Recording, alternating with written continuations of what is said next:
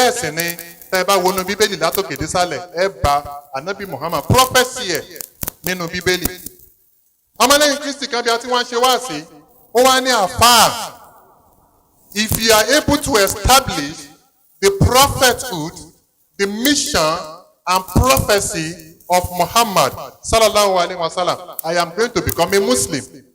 Tá a bá ti lè mú Muhammadu jáde nínú bíbélì kò sí tó náà pé ká mọ̀ sínú Islam lọ. Bẹ́ẹ̀ ni àbí bẹ́ẹ̀ kọ́. Àwọn ẹ̀rí tó clear, crystal clear evidence á wà mú jáde. Number one, ẹ̀yin bàbá mi, ẹ̀yin ìyá mi, mo kọ́ fẹ́ sọ kinní kan bí kí n tó dábù sórí ọ̀rọ̀ the prophecy of Muhammad. Táàfì mọ̀ pé is the promised comforter. Ìwé méjì tá a máa lò ń bí Al-Qur'an. Ìwé kejì Bíbélì. Àkọ́kọ́ náà, what is our stand on the Bible?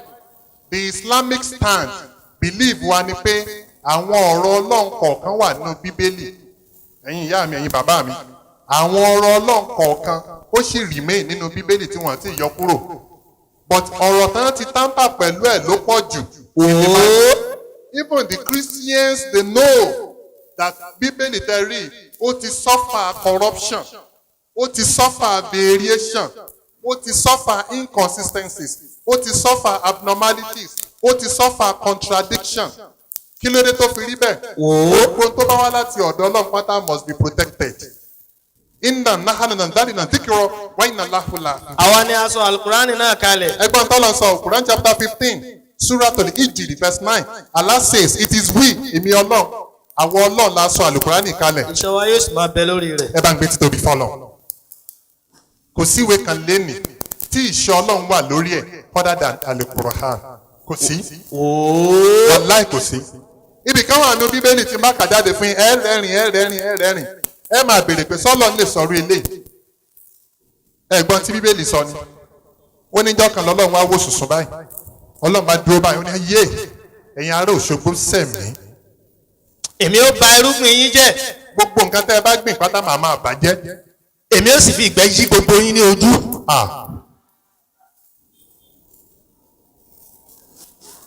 Evangelist ṣé mo parọ́? Níbo ló wà? Mo fi pamọ́.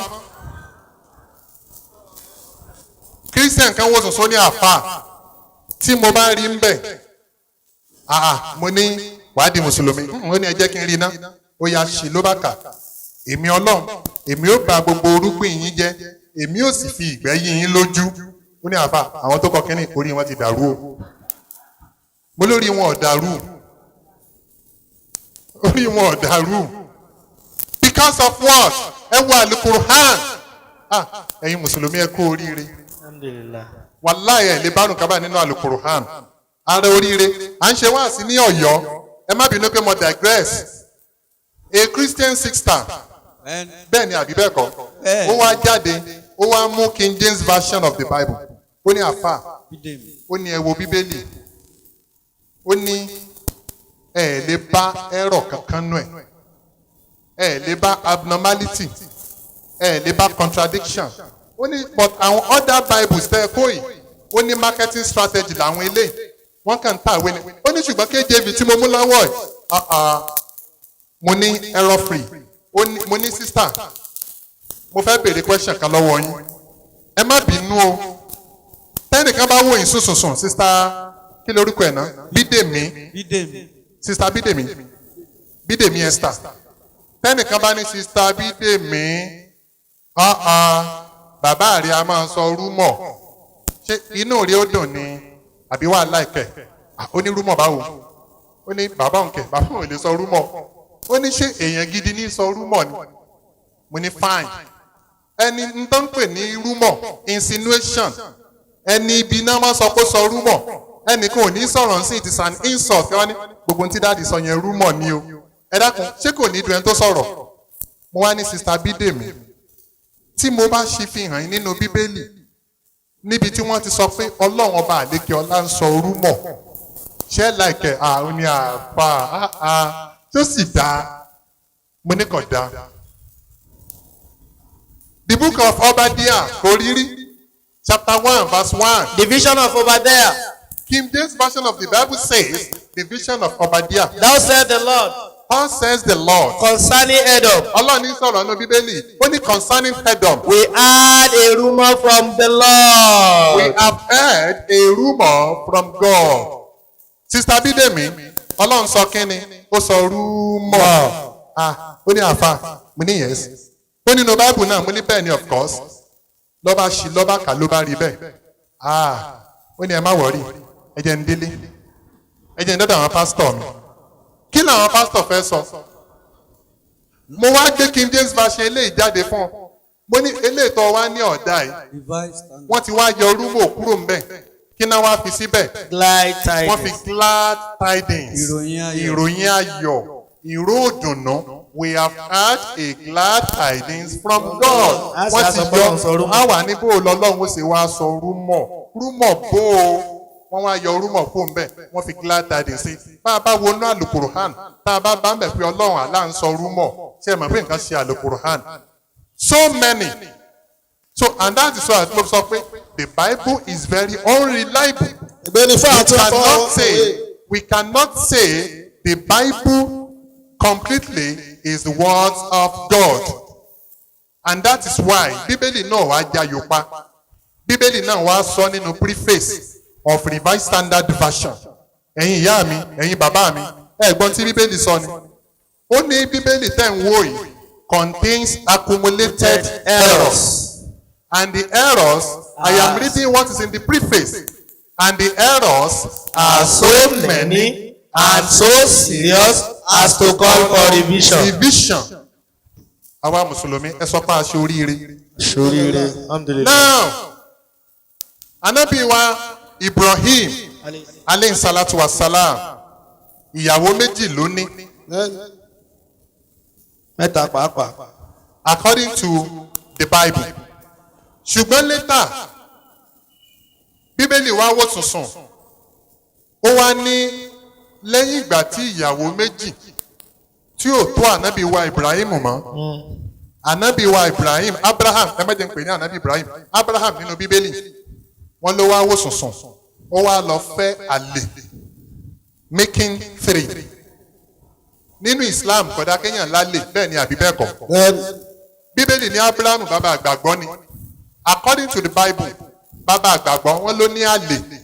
Bíbélì dẹ̀ confam ẹ̀ pé àlè ni. To the extent pé àlè Abrahamu yìí tó jẹ́ ìyàwó tó jẹ́ àlè ẹlẹ́ẹ̀kẹta yìí tàbí ìyàwó kẹta òṣèyàwó sàlè ni ó tún wá bí ọmọ mélòó? Mẹ́fà. 6 children. And this is Keturah. The Bible says in the book of Genesis chapter 25 verse 1. Ó tún wà ní 1 Chronicle chapter 1 verse 32. The Bible says this is Keturah. Abraham's concubine. Abraham's concubine. Ẹjọ́ kí náà ń pè ní concubine? Àlè. Allahu Akbar. Àwa Mùsùlùmí ṣáà gbà bẹ́ẹ̀. Ẹ̀yin ìyá mi ṣáà gbà bẹ́ẹ̀. Àgbà bẹ́ẹ̀ o. Wàláì àlébù tí Bible fi kan àwọn ànábì Ọlọ́run pọ̀. Àdẹ̀ní gbà bẹ́ẹ̀ tí ó fi dijọ́ gbèǹde àlìkìámọ̀. Abrahamu ní ọmọkùnrin méjì. Bíbélì sọ níbì kan pé àwọn ànábì Ọlọ́run kan níyàwó bíi 700. Wọ́n wá ní àlè bíi 300. Bíbélì sọ pé àwọn ànábì Ọlọ́run kan àwọn ọmọ wọn ni wọ́n máa ń bá sùn. Ó dẹ̀ wà nù Bíbélì. It is in the book of Genesis. But àwa Mùsùlùmí ò ní gbà bẹ́ẹ̀. Olúwa sì sọ̀kalẹ̀ ní ìtura ọjọ́. We have so many places báyẹn, but don't let me digress. Ẹ jẹ́ n fi eléyìí kún. Wọ́n ní ẹ má jẹ́ n fi kún kò sásìkò. Okay. Because of question. Èmi ó gbé wòlíì kan dìde. Ànábì wa Ibrahim wá ní ìyàwó méjì.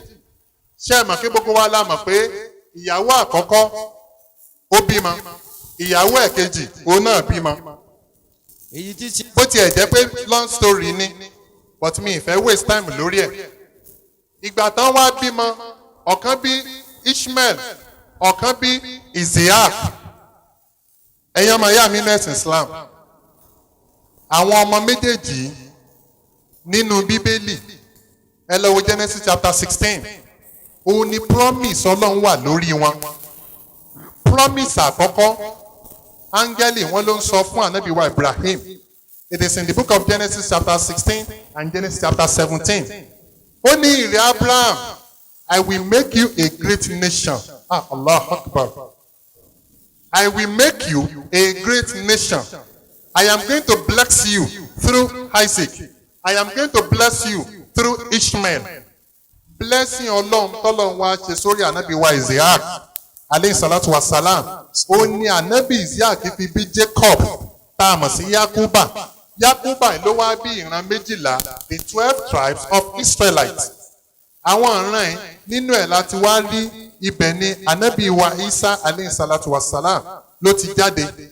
Kánàbí Isa tó dé, àwọn ànábì Ọlọ́run ti ń dé. Solomon, Dáfídì, Elisha, Elijah, John the Baptist, gbogbo wọn wá ń wá báyẹn, wọ́n wá bá báyẹn títí tó fi wá dórí Jesus Christ. àwọn nǹkan wọ̀nyí jẹ́ àpẹẹrẹ. Jésù wá ní the last of all the prophets of God in the lineage of Isaac.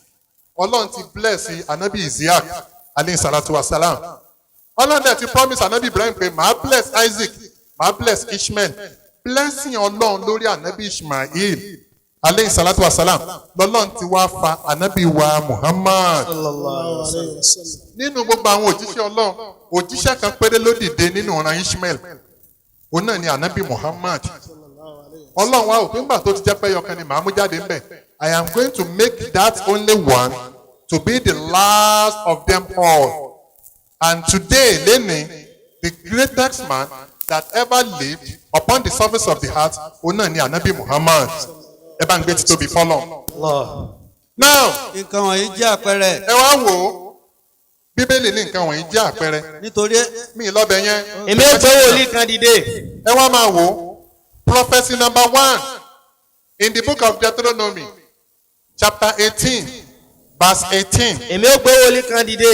Ọlọ́run sọ fún Mósè, ojú àgbàmíládé, I want my Christian brothers or sisters to be extremely attentive.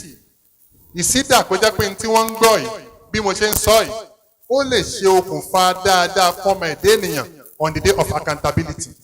Tí ò bá ṣe bẹ́ẹ̀, ó lè jẹ́ pé òun náà ni ó ṣe okùnfà ìṣìnà. Béèyàn ṣe ń sọ̀rọ̀ ńgbà míì, ọ̀rọ̀ tẹ́lòmíì ń gbọ́, ọ̀rọ̀ á máa sọ̀yàn di mùsùlùmí. Ọ̀rọ̀ adé tún máa jẹ́ kéèyàn lékún nínú kúfùrù kèfèrí. Tẹ́lòmíì ò pé mi ní gbà, mi ní gbọ́, mi ní gbà. Ẹ wá máa wò ó, Bíbélì sọ láàrin, ó ní èmi ò gbé wòlíì kan dìde. Fún wọn láàrin àwọn arákùnrin wọn. In their brethren, I will raise them a prophet from among their brethren. Bí ìwọ. Ọlọ́run wa ń sọ fún Mósè pé that person will be like you. Èmi ò fi ọ̀rọ̀ mi sí ilé ẹnu. Ẹ máa wo, èmi ò fi ọ̀rọ̀ mi sí lẹ́nu. Òun ó sọ fún wọn. Òun ó sì sọ fún wọn. Gbogbo èyí tí mo pa láṣẹ. Gbogbo èyí tí mo pa láṣẹ. Yóò sì ṣe. That is the prophecy. Yóò ti ṣe. Ẹni tí kò bá fetí sí ọ̀rọ̀ mi. Ẹni tí kò bá hearken unto my word. Tí ó máa sọ lé orúkọ mi. That will be saying in my name. Èmi ó béèrè lọ́wọ́ rẹ̀. I will request of him. Ẹ máa wo prophecy yẹn o. I will raise a prophet. Màá gbé wòlíì kan dìde. Wòlíì yẹn yóò wá dàbí ìrẹ Mósè. Tó bá rí bí ìrẹ Mósè, màá fi ọ̀rọ̀ mi sí lẹ́nu. Á dẹ̀ máa sọ̀rọ̀. Á máa sọ̀rọ̀. Á máa bọ́mọ ẹ̀dá ènìyàn sọ̀rọ̀. Prophecy number 1. Àwa wà ní ìtìrẹ níbi tá a ti ń ṣe wáàsí. Ẹ̀yin ọmọ ìyá mi lẹ́sìn Islam. Number 1. Àdéhùn Ọlọ́run pé mo máa gbé prophet kan dìde tó máa dàbí Mósè. My question is this. Òjíṣẹ́ Ọlọ́run wo ló dàbí Mósè? A Christian will say, òjíṣẹ́ Ọlọ́run tó dàbí Mósè ní Jésù. No. Kò sí òjíṣẹ́ Ọlọ́run kan tó dàbí Mósè. Kò sí àyàfi ànábì wa Muhammad. Sallallahu alayhi wa sallam. Ìtẹ́fìmọ̀ ni o. Ẹ mú comparison wá láàrin Prophet Muhammad and Jesus Christ. Ẹ já gbé Jésù kalẹ̀, ká gbé ànábì wa Muhammadu kalẹ̀, ká wá compare pé ta ló dàbí Mósè. Bíbélì sọ pé òun máa gbé òjíṣẹ́ Ọlọ́run kan dìde tó máa dàbí Mósè. Àkọ́kọ́, ànábì wa Musa alayhi salatu wa salam, ànábì wa Muhammad sallallahu alayhi wa salam, wọ́n bí àwọn méjèèjì naturally. Both of them, wọ́n wálé ayé naturally. Wọ́n ní bàbá, wọ́n ní ìyá. Jesus Christ, bíbí ẹ̀ ó wà supernatural. Jésù ò ní bàbá, ìyá nìkan ló ní. Ẹ dákun, ǹjẹ́ Jésù dàbí Mósè? Rárá. Ǹjẹ́ dàbí Mósè? Capital no in that aspect. Ànábì wa Musa alayhi salatu wa salam. Ànábì wa Muhammad sallallahu alayhi wa sallam àwọn méjèèjì níyàwó wọ́n dẹ̀ bímọ. Bẹ́ẹ̀ ni àbí bẹ́ẹ̀ kọ́? Ìyàwó mélòó ni Jésù ní? Kò níyàwó. Ọmọ mélòó ló ní? Kò bímọ. Ṣé Jésù wá dàbí Mósè? Ẹ bá mi sọ pé Ọlọ́run ọba tóbi. Allah. Kò di mélòó? Ó di méjì. Ànábì wa Muhammad sallallahu alayhi wa sallam ànábì kú wọ́n sin amọ̀bítà ànábì amọ̀bítà sàárì ẹ̀ wà. Ànábì wa Musa alayhi salatu wa salam ó kú wọ́n sin in the land of Moab. Bó tiẹ̀ jẹ́ pé Bíbélì sọ àsọdùn kan. Bíbélì ṣe kí ni? Ó sọ àsọdùn kan. And I have not seen a pastor in this whole wide world tó lè bá mi unravel àsọdùn náà. Nígbà náà. Bíbélì ní nígbà náà. Ni Mósè ìránṣẹ́ Ọlọ́run sì kú. Mósè the servant of God died. Ọlọ́run sì sin sí ilẹ̀ Moabu. Ọlọ́run wa tẹ sánmọ̀ wá sọ̀kalẹ̀ fún ara rẹ̀ ó wá sin. Ìkà. I've been asking so many Christians pé ẹ jọ̀ọ́ can you explain can you describe for me can you justify bí Ọlọ́run ṣe sin Mósè ẹ dákun Ọlọ́run fúnra ara rẹ̀ kò ní káwọn áńgẹ́lì wá sí o. Ọlọ́run ṣì wá lọ́nà. Àwọn àpọ́nlé kan wà tó jẹ́ pé ó fọ́ nìgan. Ọlọ́run ọba àlékè ọlá wá sin ọmọ èdè ni òun ló gbẹ́ ilẹ̀ tó wá jù sí. It is an insult. Ẹ mọ̀ ìdí tí òfin jẹ wá lójú. We have read several places in the Bible. Tọ́lọ́run gan máa ń sọ̀kalẹ̀ wá. Tá a sọ̀kalẹ̀ wá orílẹ̀ ayé báyìí. Olúwa sì sọ̀kalẹ̀ ní ìtura ọjọ́. Bíbélì gan sọ ń bì gan ní Genesis chapter 6 Genesis chapter 3 láti verse 6 to 8. Ó ní Ọlọ́run sọ̀kalẹ̀ in the cool of the day. Ní ìtura ọjọ́. In the cool of the day. Ní ìtura ọjọ́. Ádámù àti aya ẹ̀ sì pamọ́ fún Olúwa Ọlọ́run. Bíbélì ní Ọlọ́run tẹ sánmà, Ọlọ́run wá gbé ẹsẹ̀ báyìí, ó wá sọ̀kalẹ̀. Ìkà. Ádámù àti aya rẹ̀ wá gbọ́ ìró ẹsẹ̀ Ọlọ́run tí Ọlọ́run rìn in the garden of Eden. Bíbélì ní àwọn méjèèjì wá wò pé yéé Ọlọ́run ní ń bọ̀ yìí o. Wọ́n wá lọ sápamọ́ fún Ọlọ́run ọba àlékè ọlá. Láàrin igi ọgbà. Igi kan ni wọ́n lò tán ti lo fọmúlà dọ́ọ̀jì ẹ̀. Ọlọ́run wá wò pé ń bo làwọn ọmọ yìí wà. Olúwa sì kọ́. Bíbélì ní Ọlọ́run wá pariwo. Ádámà. Adam. Ádámà. Adam. Níbo ni ìwọ wà? Where are you? Má sojú mi báṣubàṣu. Let me see you. Ṣé rí ọ? Níbo ló wà? Inna lillahi wa inna ilaihi raji'un. Ẹ̀yin bàbá mi, Ọlọ́run ní gbé yín kúrò ní Islam. Ẹ̀yin ìyá mi, Ọlọ́run fi ẹsẹ̀ rinlẹ̀ sí ọ̀nà Islam. It is an insult. It is not possible for the majesty of our Creator that he should come down and started looking for his subordinates. Ọlọ́run wa ń wọ́n mẹ̀dé ènìyàn káàkiri. Ẹ̀gbọ́n Tádámà náà sọ ni. Ìgbà tọ́lọ̀ wa ń pariwo pé wí àlàyé ń bolo wà. Ó sì wí pé. Ádámà náà wá ń wí pé. Ẹ̀rù rẹ ló bà mí. Ọlọ́run ò ẹ̀rù àyà mi já. Nítorí mo wà ní ìhòòhò. Mo wà naked. Adam was naked. Ó wá lọ sápamọ́ fún Ọlọ́run. Can you see? Mo digress lásán níbẹ̀ yẹn kọ́ là ń lọ. Now, Bíbélì wa ń sọ̀rọ̀. Ó wá ń establish pé Muhammad àti Mose ọ̀kan náà ni wọ́n. Any problem? Wọ́n kanjú.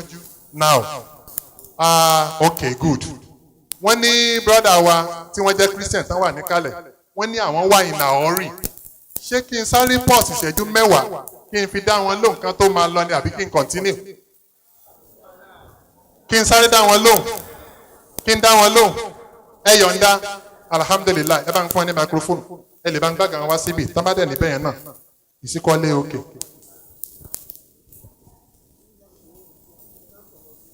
Good afternoon, everybody. Of all what the speaker said since, I was able to... You did not tell us your name. My name is Babayeju Michael. I'm a Yoruba from Ogun State, and at the same time from Osun State. You are two in one, Ogun State and Osun State. I'm a Christian.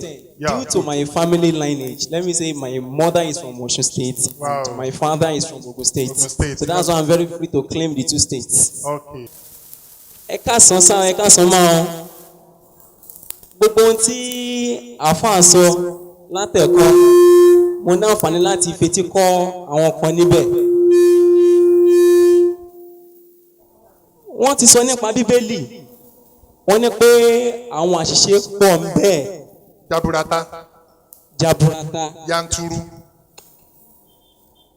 Ẹ jọ̀ọ́ mo máa fẹ́ kẹ́ ṣí bíbélì náà sí ìwé Isaiah. The book of Isaiah. Bẹ́ẹ̀ ni sà, tó pé ó yé mi wípé ẹ nóye bíbélì dáadáa nípa ohun tá a kọ síbẹ̀ ẹ nóye rẹ̀. Isaiah chapter 55 verse 6. from verse 6 down to verse 9. I'm English Bible with me here, so ẹ kà ní Yorùbá sà. ẹ wá Olúwa nígbà tí ẹ lè rí. Ó ní ẹ wá Olúwa nígbà tí ẹ lè rí. Ẹ pè é nígbà tí ó wà nítòsí. Jẹ́ kí ènìyàn búburú kọ ọ̀nà rẹ̀ sílẹ̀, kí ẹlẹ́ṣẹ̀ sì kọ ìrònú rẹ̀ sílẹ̀. Sì jẹ́ kí ó yí padà sí Olúwa, òun ó sì ṣàánú fún un, àti Ọlọ́run wa yóò sì fi jì í ní ọ̀pọ̀lọpọ̀. Ẹ máa kà lọ sà. Nítorí èrò mi kìí ṣe èrò yín, bẹ́ẹ̀ ni ọ̀nà yín kìí ṣe ọ̀nà mi, ni Olúwa wí. Nítorí bí ọ̀run ti ga ju ayé lọ, bẹ́ẹ̀ ni ọ̀nà mi ga ju ọ̀nà yín lọ, àti èrò mi ju èrò yín lọ. Nítorí gẹ́gẹ́ bí ọjọ́ àti. No, ẹ lè stop sir. Ẹ ṣe gan sir. Ṣé rí tá a bá ń sọ nípa Ọlọ́run, bí mo ṣe dúró síbí báyìí níwájú yín, mo lè bẹ̀rẹ̀ sí ní máa ṣépè fún Ọlọ́run. Ǹjẹ́ mọ̀ ṣá? Ó possible. Ǹjẹ́ mọ̀? Dáadáa. No, mo ń sọ nípa èèyàn fún yín. Bí mo ṣe jẹ́ èèyàn bíi ti yín yìí, ẹ mọ̀ bóyá apààyàn ni mí nígbà kan tó ń pààyàn tó ń gé bí ẹran. Tó ti máa ní kí mo lè lo ẹnu mi kí n fi bú Ọlọ́run tó ṣẹ̀dá ọ̀run àti ayé.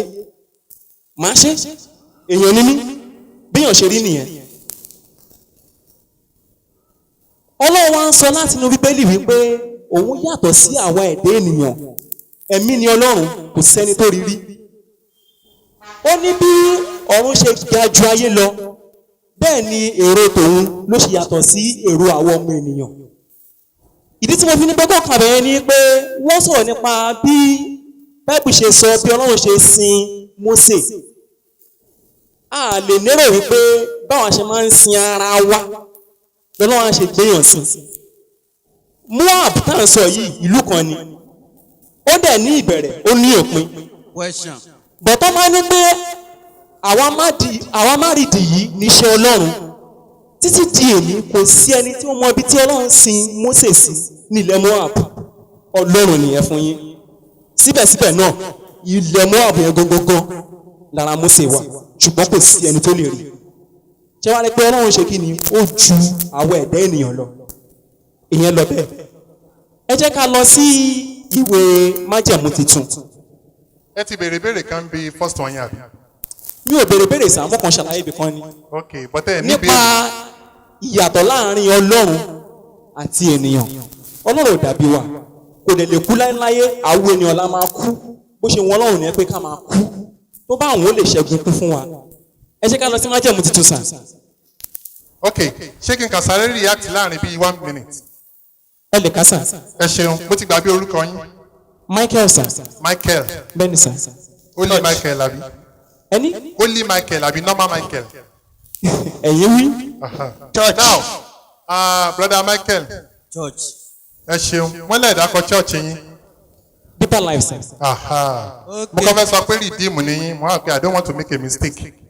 You are a deeper life. Now, brother Michael, ẹ ti sọ àwọn ọ̀rọ̀ kan bì. Ẹ wá mọ̀, ó wá dùn mí, nǹkan kan dùn mí díẹ̀, ṣé ẹ mọ̀? Ní tó dùn mí ni pé ẹ sọ àwọn ọ̀rọ̀ kan tó even tó tún tako tó wà nínú Bíbélì. Now, number 1, nígbà tẹ́ ń sọ̀rọ̀ lọ lẹ́ẹ̀kan, ẹ ní kò sẹ́ni tó rí Ọlọ́run rí. But the Bible says no.